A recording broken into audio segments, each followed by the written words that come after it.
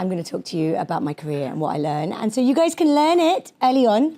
This is a little bit about me. In England, we have two luxury department stores, Harvey Nichols and Harrods. We also have Selfridges. They're really great shopping places we like to go to. And I was the first dentist to introduce luxury dentistry to the UK because we opened the first clinics in Harvey Nichols and then in Harrods 23 years ago. And so, yeah, that was a cool thing because now that's evolved and now luxury dentistry is a thing. And I've been in private cosmetic luxury dentistry since. And that may be a route that you guys decide to follow, and equally it might not be. And the beauty of dentistry is there are so many routes that you can follow, and every single one of them can speak to your essence. So I always say to young dentists when they come to me and they're like, oh, but what shall I do? You know, when I graduate, do I work in the NHS? Do I work privately? Do I become an implant surgeon? And really, we're so fortunate in dentistry that there's so many different avenues and each of them speak to a different part of you. So you look inside yourself and you think, what do I enjoy doing? What did I enjoy doing as a child? What do I enjoy doing right now? And if what you enjoy doing is making woodwork and cabinets and drilling holes, then look at becoming an implant dentist. If what you enjoy doing is cleaning things very thoroughly or gardening, periodontists hate it when I say that, then think about becoming a periodontist. And if you enjoy making things beautiful, then you may want to think about cosmetic dentistry. And for me, I'm very aesthetically driven, and so cosmetic dentistry was the obvious choice for me. But just do whatever resonates with you, because that's the beauty of our profession, and it really is such a beautiful profession. I'm the founder of DRMR Clinic and Academy. Yeah, I'm really proud of my clinic. I think it's the most beautiful clinic in the world. It took me 18 years working for other people before I built my own clinic. So I didn't jump into it, and I made sure that I knew what was perfect for me, and I created that. And if you guys are ever in Knightsbridge, London, then look me up and come into the clinic and come and have a look around. Dentists come all the time from all over the world to see my beautiful clinic, and you are very welcome. So yeah, come and have a look. And then we have the academy, and we teach dentists a lot of things. This lecture that I'm giving you today is also a book. And at the end of the lecture, there'll be a QR code where you can scan for a free copy of my book. And then through that, you'll get a series of 7 emails, which will ask you questions about the book, where you can think about your journey and how it relates to my journey that I've gone through in the book. And then at the end of that, you'll hear about stuff from my academy, which hopefully will be really useful for you because I make lots of good videos and I have lots of good insights to share, which should help you through your journey. And I'd love to support you wherever I can because people supported me and I want to support you guys too. And that's why I'm here right now rather than being in clinic. I trained abroad a lot. There wasn't a lot of cosmetic dentistry in the UK when I graduated in 2002. It was kind of a new thing. Porcelain veneers weren't very popular. Dental spas didn't exist. I worked at the very first dental spa. We introduced luxury dentistry to the UK. And so to learn how to do those things, I spent a fair bit of time in America. I mean, I still do. I'm going to New York in a couple of weeks for an aesthetic dentistry conference. But I think we've caught up. We've caught up a lot in the UK in the way that we're doing our dentistry. But there's a lot to be learned from dentists abroad, and it's interesting how they do things differently. And so we really want to come together as one world and learn from each other and not just limit ourselves to the UK, but go to Italy, go to Turkey, go to wherever and learn the way people are doing things because it's all very interesting. Oh, what have I got here? The mission. Share the lessons I've learned so other dentists don't have to learn the hard way. Yeah, so that's it. I built my clinic from Instagram. I've got an Instagram page called @Dr. Manrina Rhode. And if you guys want to take photos or videos today and you want to post them, then I'm not going to mind if you pick up your phone. I'm not that kind of lecturer. In fact, if you post them, then please tag me and I shall repost them because I've already posted about speaking here today. And behind me is my content creator who's filming me so that I can post stuff that I say today. So Instagram's been a great way for me to build up my clinic, and we'll talk more about that and whether it might be interesting for you guys. So 10 lessons from 24 years. These are my 10 lessons. I'm not going to go through them now because I'm going to go through them step by step. As I tell you, if you want to talk to me about them, then go ahead. But otherwise, I'm going to aim to finish a little bit early so that we can talk about things at the end. You guys may have questions about the things that I tell you and whether they're going to work for you. And let's talk about it. Like, I'm here for that. And I'm here for you guys. Like, I'm not here to talk. I'm here for you guys to take something away. So if I can help you, please let me know. So lesson 1 and 2, art, science, and the courage to begin. So you don't have to choose between art and dentistry. And the book begins telling you the story about how I wanted to be an actress and my headmistress pulled me aside and said, you're good at science and you're good at art, and so rather than giving up science, have you thought about dentistry? And I was like, what do you mean? I'm going to be a famous actress. And then I went to shadow a dentist and thought, wow, this is great. And she's right. I should really go and see her and thank her. And I changed my A-levels and decided to become a dentist. And I'm really grateful that I did that, because I'm really grateful for my profession every single day, even 24 years in.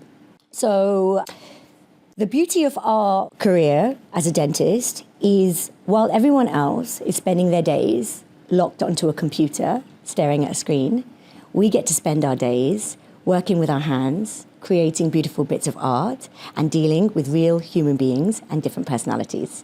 It's such a blessing. We're so lucky. I went on a Founders Reset retreat recently. It was this retreat in the mountains where they took away our phones and they made us stay silent for 16 hours a day and look on our lives and how we could improve them.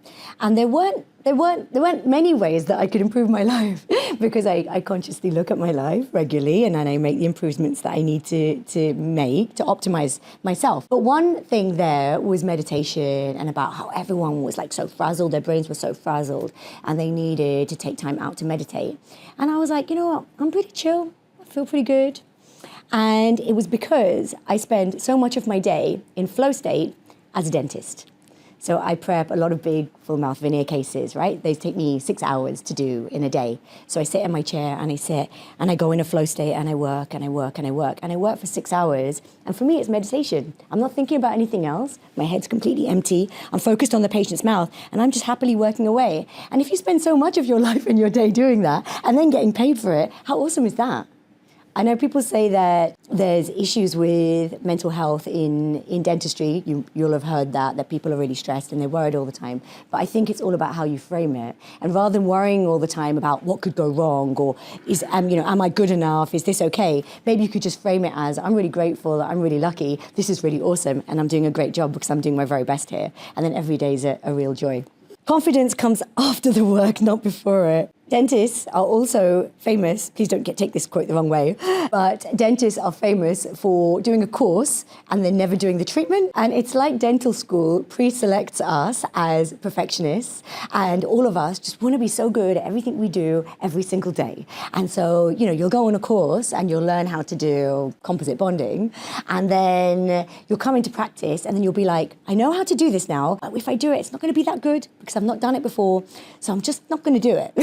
Because what if it's not good? What if the patient complains? What if it doesn't look good? What if other people see it? What if, I don't know, blah, blah, blah. We sit in our heads and we talk ourselves out of the things that we should be doing. But really, until you do that composite bonding and until you do 200 composite bondings, your composite bonding's not going to be that good. You just got to go ahead and do it. And that's what the early stages of your career are for. Therefore, you're so lucky when you're a young dentist, you can graduate, you can go into, in England we have our DFT schemes, you go into do your VT, the government support you and help you train through that. And after that, whoever hires you knows that you're young, and so they're going to hire you. They're hiring you as a mentor. They're going to need to support you. They're going to help you through what you're doing. And you need to really push through that. Don't try and be perfect. Don't go into your jobs and be like, I can do this, I've got this. Be like, I really want to do this, and I've got this, and so can we do this together? And can I ask you questions, and will you help me? And we will.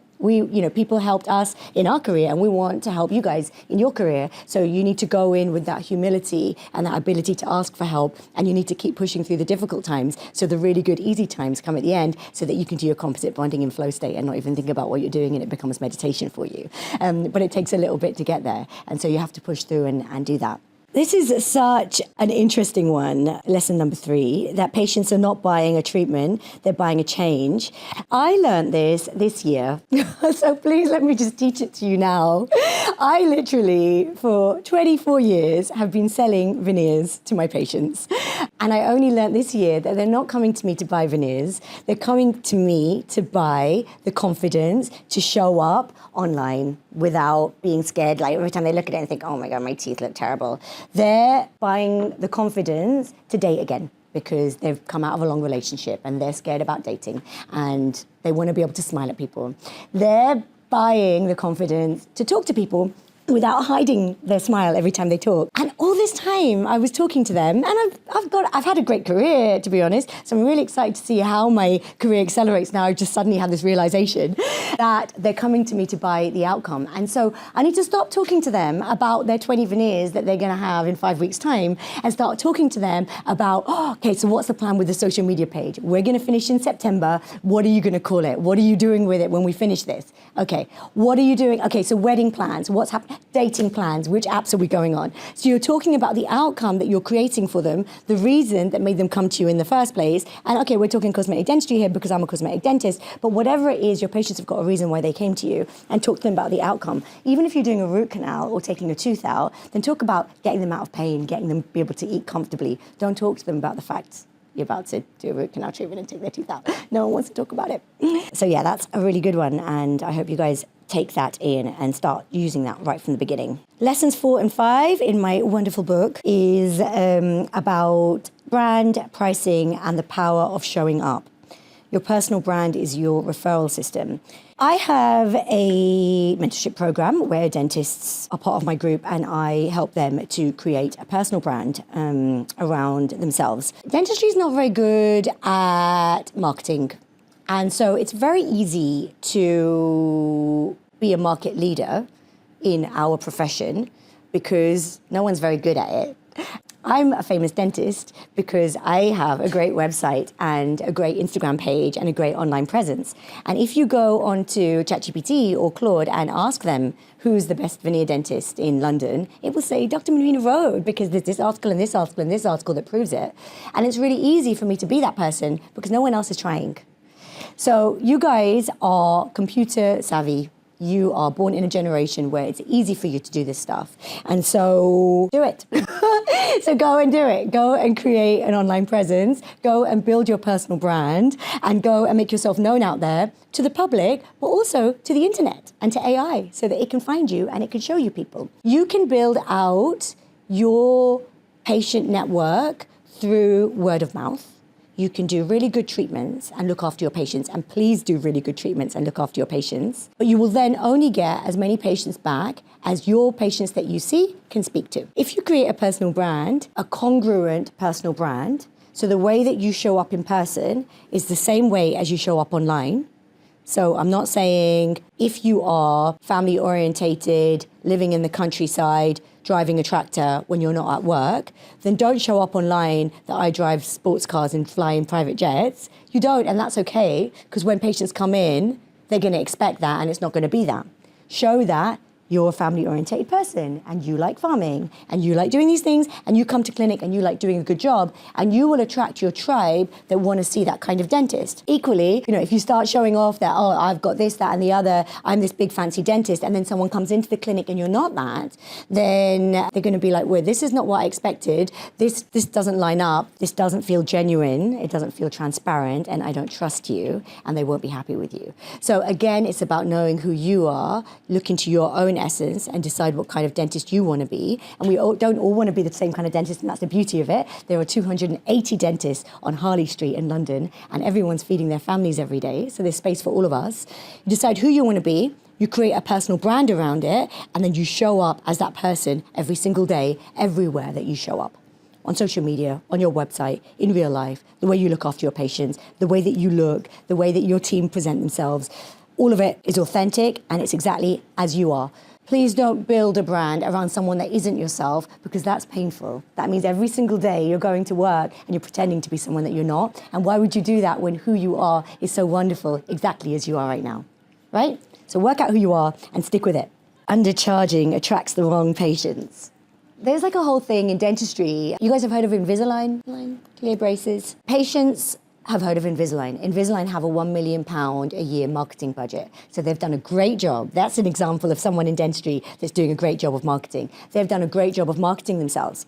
But for patients, if they think they're buying Invisalign and then they go to one dentist and they're charging £1,500 for it, and they go to another dentist, they're charging £5,000 for it, then they're like, I'm buying Invisalign. So why would it matter? Why would I spend £5,000 when I can buy the exact same thing for £1,500? I'm just going to go to the £1,500 dentist. But if you start competing on price with each other, or we all start competing with each other, then it's just a downward spiral that we're all going on to be like, how little money can we make and how much can we undercut each other to try and attract the wrong patients.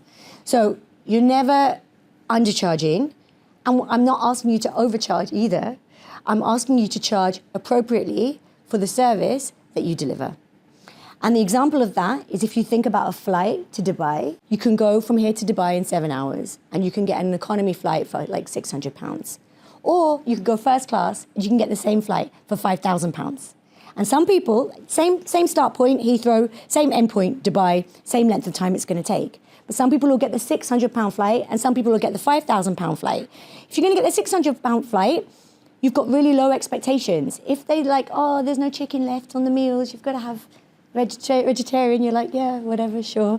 I don't, even if I don't eat, I don't care. If you've bought the £5,000 flight and they don't have the steak that you want, you're going to be pretty annoyed about it. Like, I came here so that everything I asked for is catered to, so you better cater to it. And it's exactly the same in dental practice.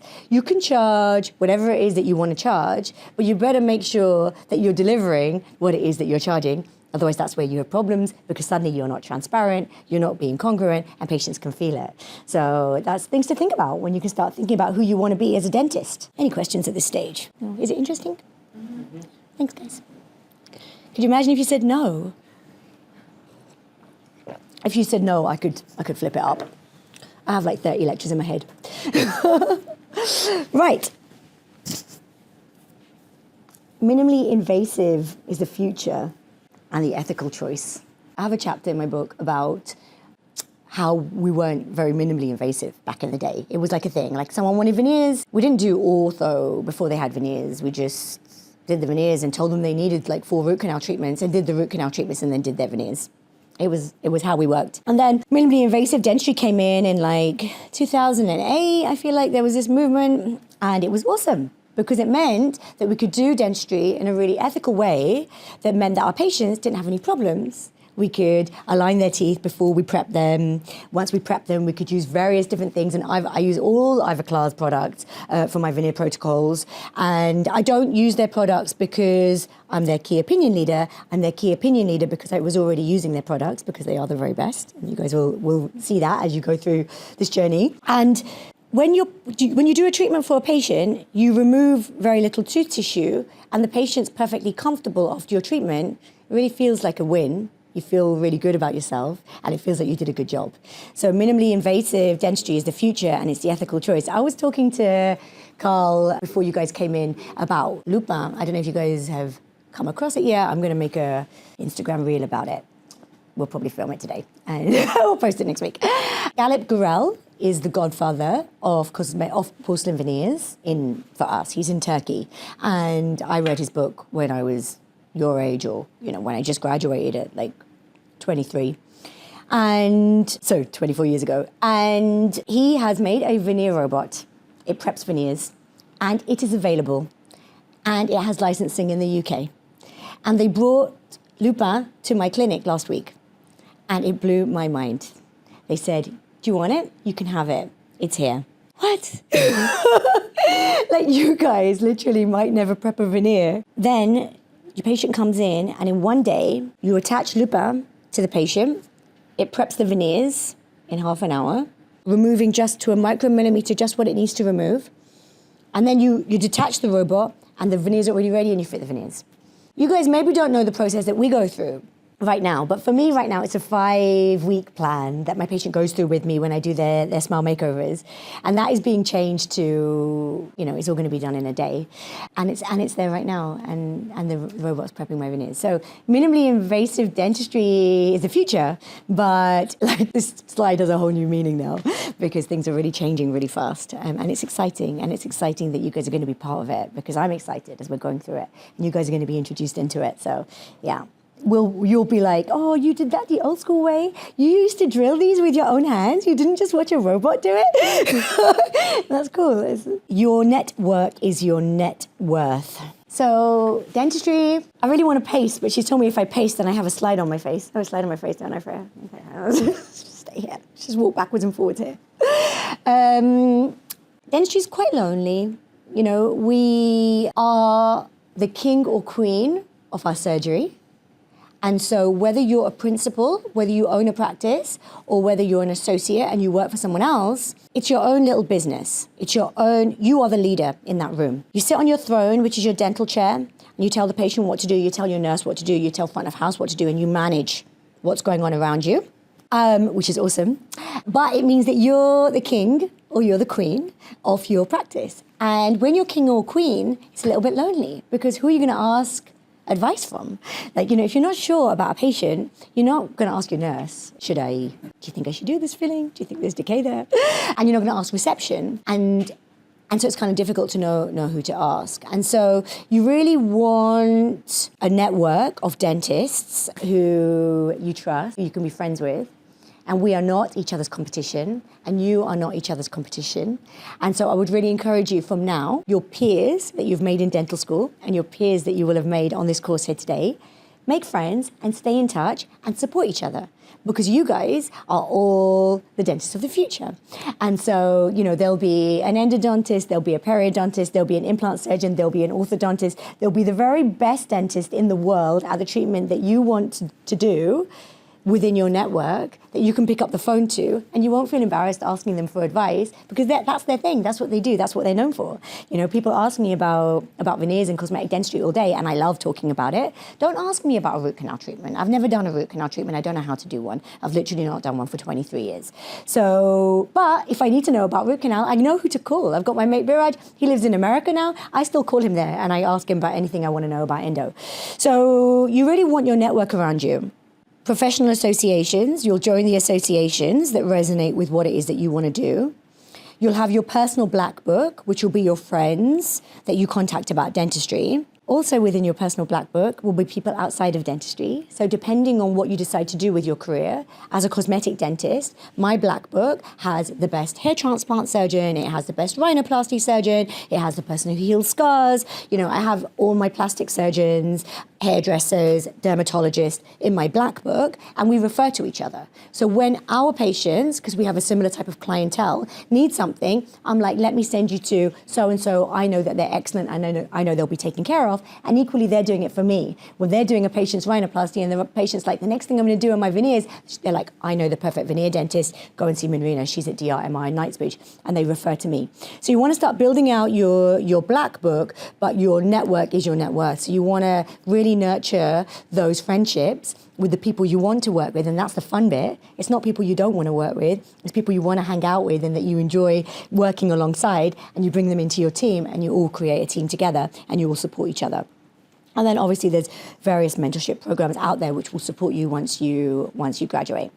The dentists who do well are really the ones who try to do it alone. So find your people, your mentors, your specialists, your community. You can take me as a mentor. I'm on Instagram, I'm Dr. Manrina Rhode. If you leave here today and you have questions, message me.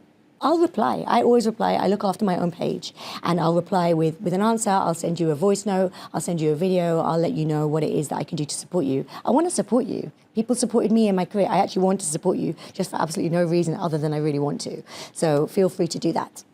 Lessons 8 and 9, transformation and systems, the 2 pillars of a great practice. I have a lot of systems in my practice. I know how I want things to be done, and I write out SOPs, which are lists of how I want things done, and we all have them, and we just follow them. And that's really easy for people that are around me, if they like to work in that way. If they like really clear instructions, then DRMR is a great place to be.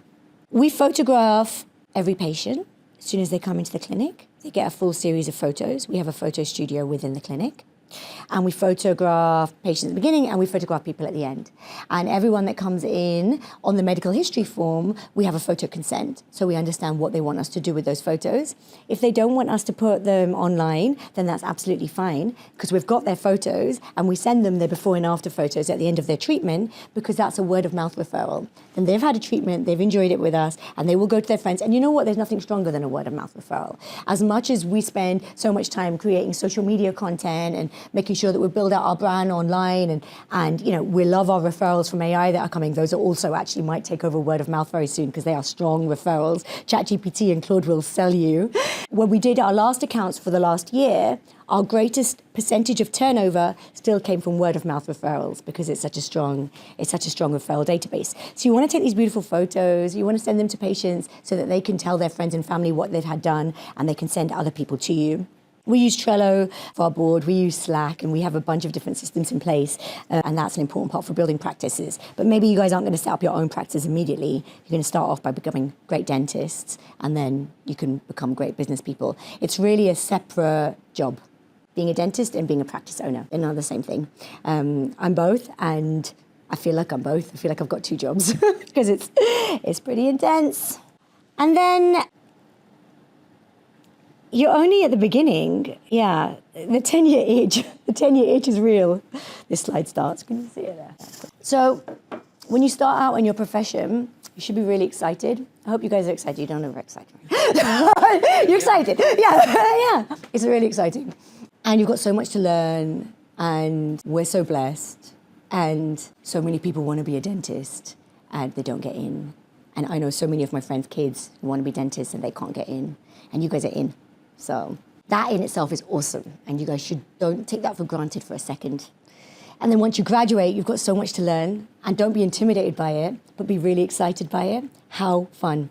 You get to learn how to do a great composite filling, how to prep a perfect crown. You know, anything that excites you within dentistry, you get to learn it and do it. And there's always more to learn.